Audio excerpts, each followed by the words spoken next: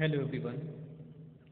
कल हम BSc third year में जो टॉपिक डिस्कस कर रहे थे वैक्सीन, इसमें हमने कल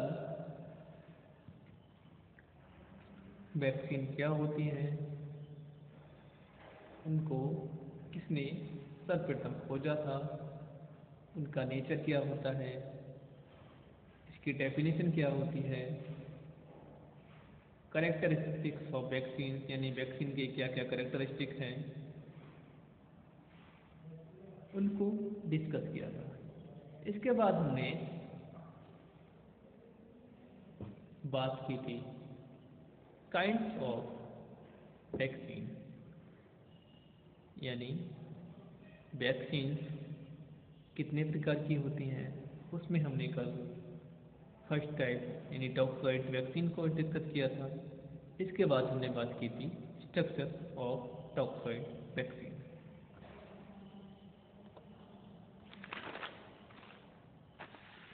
उसके बाद हमने बात की थी वैक्सीनेशन।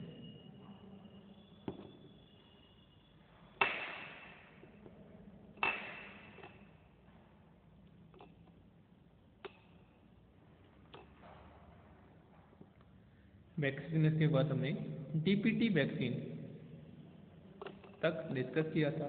आज हम जो सेकंड वैक्सीन है आपकी टीओपीवी यानी टीओपीवी वैक्सीन जो है उसको डिस्कस करेंगे।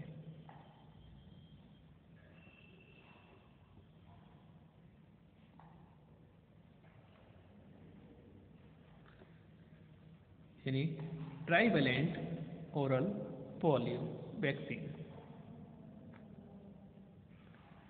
2 से लेकर 6 मंथ की आयु में चाइल्ड की डीपीटी का टीका लगवाने के साथ साथ लगातार प्रति माह 3 मंथ तक टीओपीवी की एक डोज मुंह में टपका दी जाती है तथा डीपीटी के बूस्टर टीकों के साथ साथ यदि टीओपीवी की भी एक बूस्टर डोज दे दी जाए तो बच्चों की एंट्रोवायरस द्वारा उत्पन्न होने वाले पोलियो डिजीज यानी पोलियोमिलिटिस के प्रति जीवन भर के लिए इम्यूनिटी मिल जाती है। बात करते हैं हम थर्ड टाइप यानी MMRV measles mumps rubella vaccine. यानी ये किसके प्रति होगी? मीजल्स के प्रति, मम्प्स के प्रति और रूबेला के प्रति। ये वैक्सीन पैरामाइसा वायरस द्वारा उत्पन्न होने वाले रोग या मम्प्स या रूबेला वायरस उत्पन्न होने वाला जर्मन मीजल्स से इम्यूनिटी दिलाने के लिए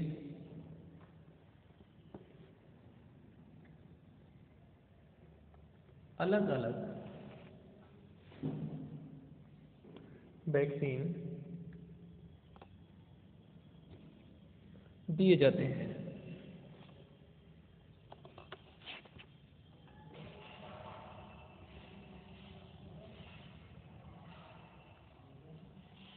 अगर इन तीनों के वैक्सीन मिला दिए जाएं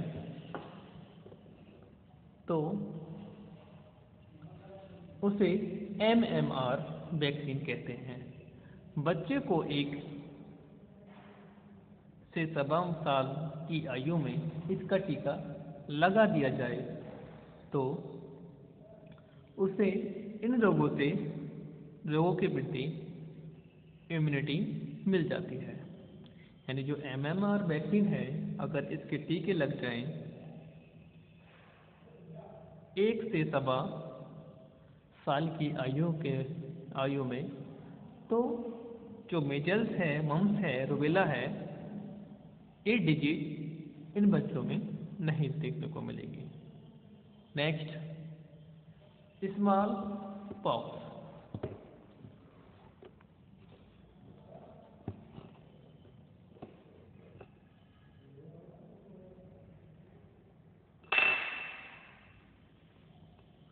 ये डिजीज पहले बहुत होता था। आमतौर पर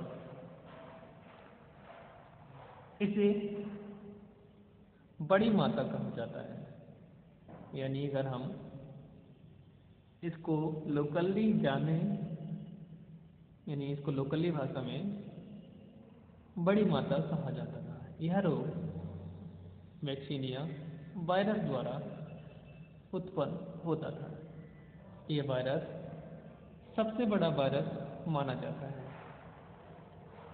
10 से 11 वर्ष की आयु से हर 10 साल के इंटरवल में से इसका टीका दिया जाना चाहिए। ये कॉपॉक्स के एंटीबॉडीज से बनाया जाता है।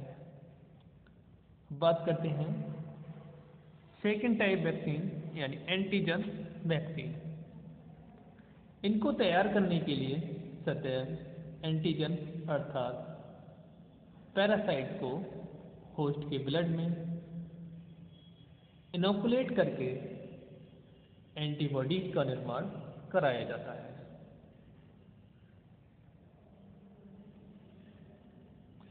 बाद में जिस सेशन में बैक्टीरिया एंटीबॉडीज होती हैं, उससे टीके का निर्माण किया जाता है। वायरस तथा बैक्टीरिया दोनों में ही एंटीजन प्रॉपर्टीज पाई जाती हैं। इसलिए इन दोनों का ही उपयोग सीरम वैक्सीन के लिए किए जाते हैं। ये निम्न प्रकार के होते हैं। Number 1, bacterial vaccine. इस वैक्सीन में डेड बैक्टीरियल सेल्स या बैक्टीरिया का यूज किया जाता है। इसलिए ये टीके 2 प्रकार के होते हैं। नंबर 1, ए किल्ड बैक्टीरिया वैक्सीन।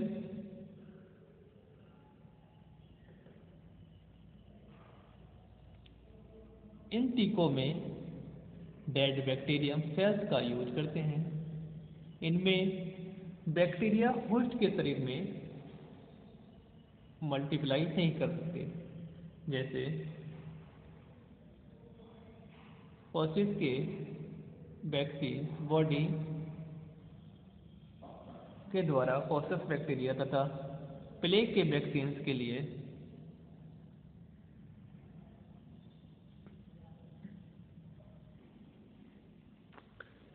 यानी प्लेग के वैक्सीन के लिए वायरसिन सीनिया पेस्टिस बैक्टीरिया की बॉडी का यूज करते हैं।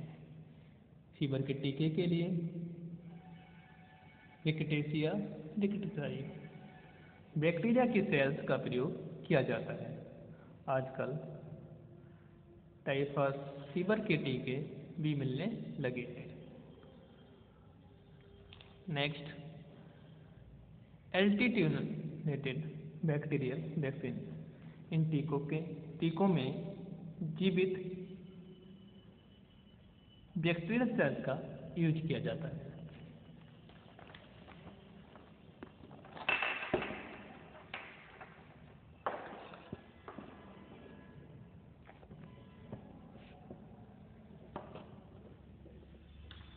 नेक्स्ट, कॉलेरा के टीके के लिए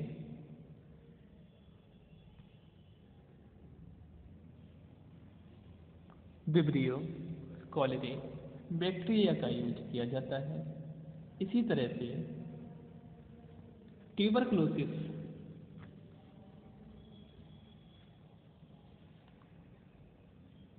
के लिए माइकोबैक्टीरियम ट्यूबरकुलोसिस का यूज किया जाता है। इसलिए इसके टीकों को भी बीसीजी वैक्सीन कहा जाता है। 1 सप्ताह से लेकर 1 माह की आयु के बच्चे को यदि BCG का टीका लगवा दिया जाए तो उसे ट्यूबरक्लोसिस के प्रति इम्यूनिटी मिल जाती है। इसी तरह से होपिंग कफ के लिए यदि कोई टीका दे दिया जाए तो लंबे समय तक इम्यूनिटी बनी रहती है। अधिकांश वैक्सीन का असर कुछ मंथ तक रहता है। यानी जो BCG का टीका है, अगर इसको लगा दिया जाए तो ट्यूबरक्लोसिस जो डिजीज होती है, जिसको कि TB बोलते हैं, तो वो कुछ हद तक उस पर कंट्रोल किया जा सकता है। नेक्स्ट जो डिजीज है आपकी होपिंग कफ, यानी इस टीके से होपिंग कफ के प्रति भी शरीर को इम्यूनिटी मिल जाती है, जिससे मनुष्य में इन बीमारियों का संक्रमण काफी कम मात्रा में होता है। मतलब अगर 100 मनुष्य हैं तो 100 में कुछ ही लोगों को या कुछ ही मनुष्यों को यह डिजीज होगी। पहले आपने पुराने टाइम में देखा था ट्यूबरक्लोसिस के यानी TB के कितने मरीज मिलते थे, लेकिन आज के टाइम में बहुत कम मिलते हैं। इसी तरीके से कॉलेरा चलता था पहले पुराने ज़माने में, उसमें काफ़ी लोग खत्म हो जाते थे, यानी मर जाते थे। तो जो वैक्सीन्स बनी हैं या टीके बने हैं, ये हमारी इम्यूनिटी को स्ट्रॉन्ग करते हैं। तो आज हमने PSC थर्ड ईयर में TOPV यानी trivalent oral polio vaccine, MMRV small pox vaccine, antigen vaccine, bacterial vaccine, इसमें किल्ड बैक्टीरियल और एटेन्यूएटेड बैक्टीरियल वैक्सीन को डिस्कस किया। कल हम इसके नेक्स्ट पार्ट को डिस्कस करेंगे। धन्यवाद।